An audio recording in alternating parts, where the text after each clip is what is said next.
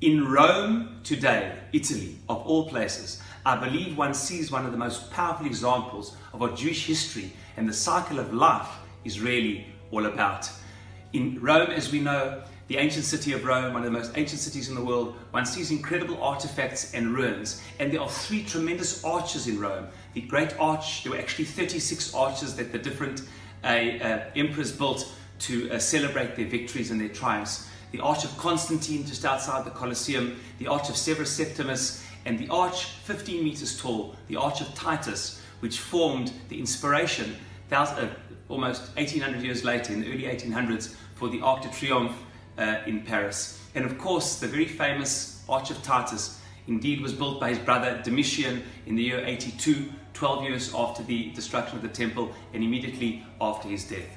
The Arch of Titus, of course, is famous for the different carved images. On the one side of the arch, one sees Titus marching into Jerusalem, pomp and ceremony on his chariot before the destruction. And on the other side of the arch, one sees, as is very famous, the images of Roman dignitaries and Jewish slaves carrying out the menorah and different kalim and artifacts of the Beit HaMikdash. So painful an image this was of those 20,000 slaves that were brought out after the destruction of the temple, brought to Rome, many of whom died building the Colosseum, and many others became slaves for many years. So painful was this image that indeed the leadership of the Italian and Roman community for almost 2,000 years would not allow any Jew to walk through the arch, as it would literally be a sign of blasphemy. They said if you walk through the arch, you are no longer Jewish, because that was the symbol of the diaspora, the destruction of the temple, and what has become thousands of years of Jewish exile. Titus's arch and the menorah with the kalim being taken out into captivity, arriving in Rome, is really the powerful story of Jewish history. You see that same menorah we begin to read about in this week's parasha, Parashat Truma, beginning the different parashot about the tabernacle and the kalim, the vessels which will ultimately be in the Beit HaMikdash. And there's a clear description of what the menorah looks like with its 7 kanim, its central piece and the different arms, and a description of what it looks like. Incredibly, we don't know exactly what it looks like. We have the diagram and the basic description, but not the artistic image. And most historians agree that what is written, appears on the Arch of Titus is indeed very close, if not exact, to what the actual menorah looked like. And thankfully for that menorah, we actually know what the menorah in the Beit HaMikdash looked like. And amazingly, in the year 1948, the official symbol of the state of Israel was chosen to be the blue and white, the menorah, engulfed on both sides by the olive branch.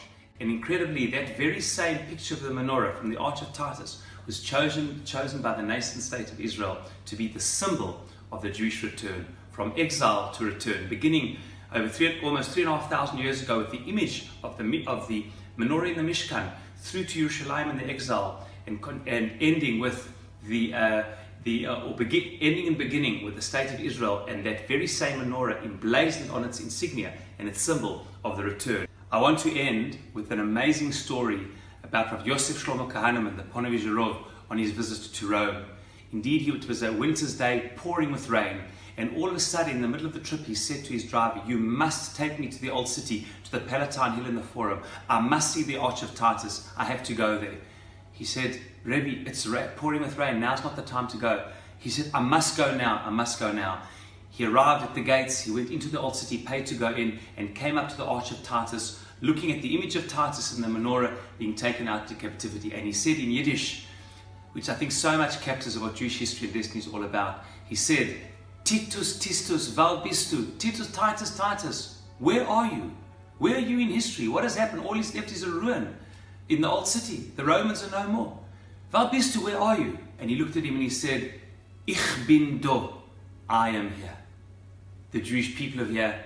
The Jewish people have returned. They've returned to the platform of history. All that is left in Rome is ruins of antiquity. And in Yerushalayim, and the state of Israel has been rebuilt with the menorah emblazoned on its insignia. And we hope and pray that that menorah, which went into captivity in the year 70 AD, and now in the 70th year of Israel, we celebrate the meaning of return from exile to the state, to Israel and to redemption. We hope and pray that the cycle which began with the menorah in this week's parasha, through Yerushalayim, Rome and back to Israel, will Bezrat Hashem not only be emblazoned on the insignia of Israel, but appear in its entirety, Miksha Zahav, the golden menorah, to return to the Beit HaMikdash, to be rebuilt Bezrat Hashem speedily in our days.